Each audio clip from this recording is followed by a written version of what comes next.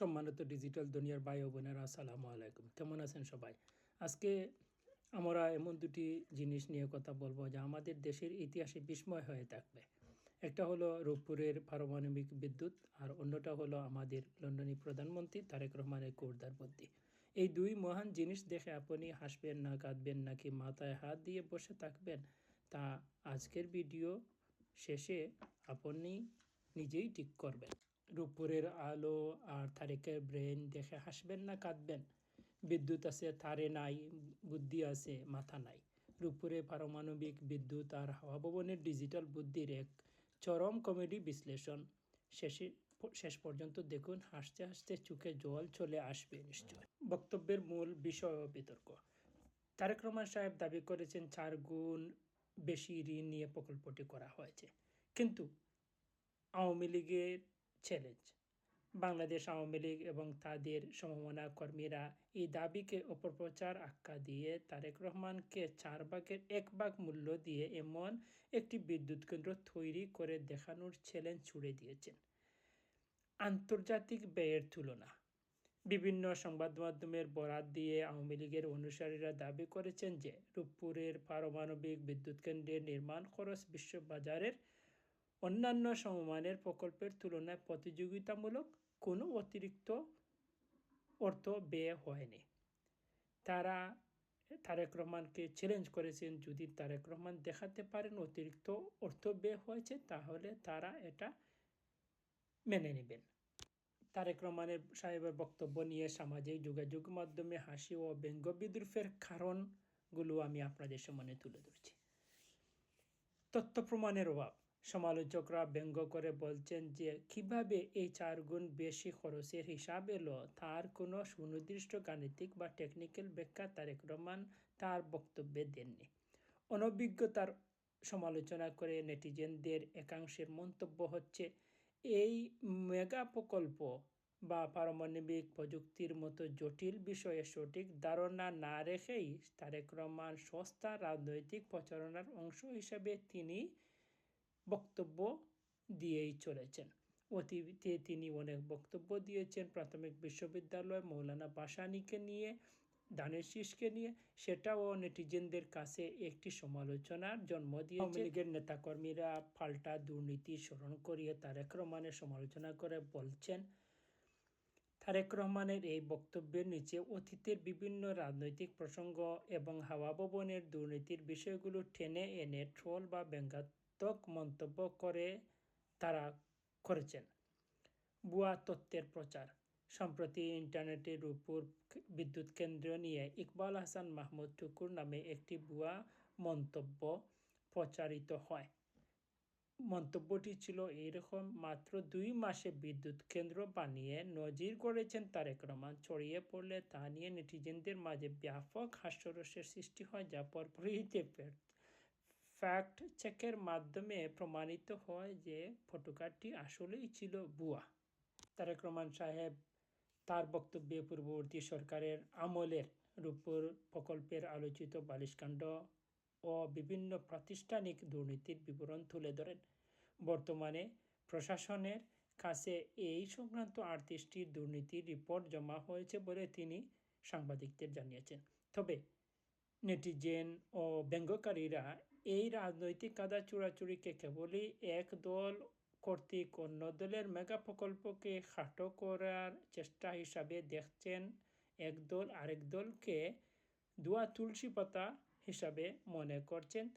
নেটিজেনরা বা আওয়ামী লীগের নেতাকর্মীরা তারেক রহমান সাহেবকে এটাও মনে করিয়ে দিতে চান যে বিএনপি কোনো দুয়া তুলসী পাতা নয়। এখন আমরা দেখব রূপপুর নিয়ে সাধারণ মানুষ কি ভাবছেন।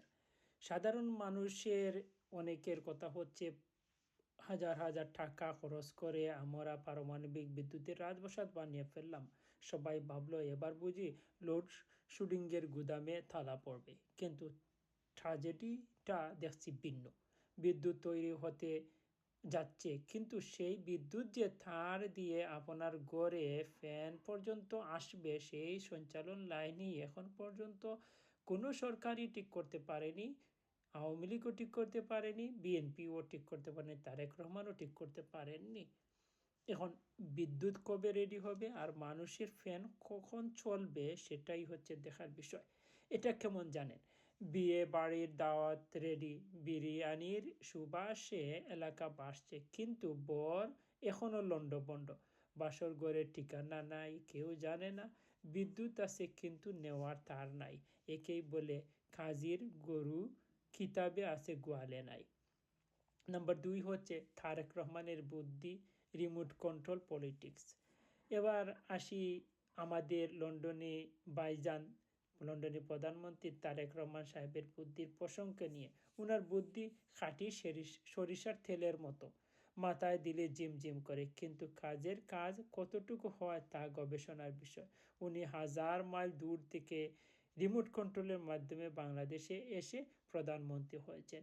কখনো আগে ডাকতেন কখনো আন্দোলনের সুনামি, এখন ডাকেন কখনো ডিজিটাল ফরমানের দোয়ায়, কখনো বা বিভিন্ন বক্তব্য দিয়ে আলোচনা সমালোচনার জন্ম দেন, কখনো দেখে বক্তব্য দেন, আর কখনো না দেখেই নিজের বুঝ মতোই বক্তব্য দিয়ে বেড়ান।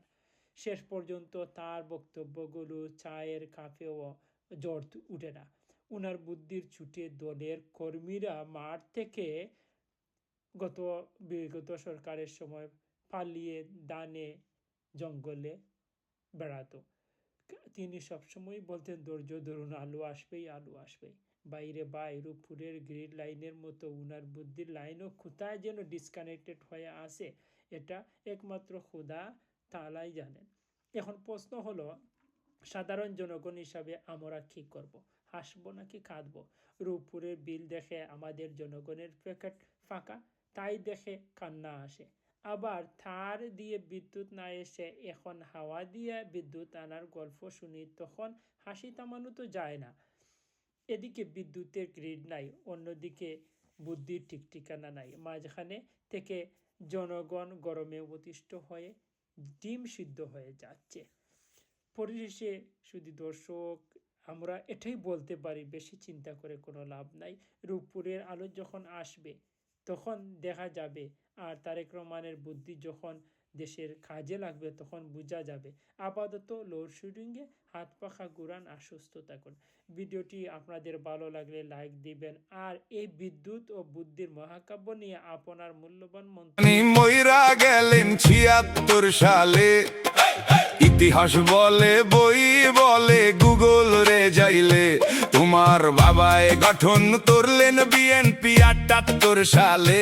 তারও আগে ভাসানী গেছেন ক্যালেন্ডারে, খুঁজেন ভালো করে। মাওলানা ভাসানী মইরা গেলেন ৭৬ সালে। ধন্যবাদ, কৃতজ্ঞতা ও শ্রদ্ধা সফল রাষ্ট্রনায়ক, 5 বারের নির্বাচিত প্রধানমন্ত্রী, বঙ্গবন্ধু কন্যা, আধুনিক বাংলাদেশের কারিগর, জননেত্রী শেখ হাসিনা। জয় বাংলা, জয় বঙ্গবন্ধু। রূপপুর পারমাণবিক বিদ্যুৎ কেন্দ্রে জ্বালানি লোডিং এর মাধ্যমে আনুষ্ঠানিক পারমাণবিক বিদ্যুৎ যুগে প্রবেশ করল প্রিয় বাংলাদেশ।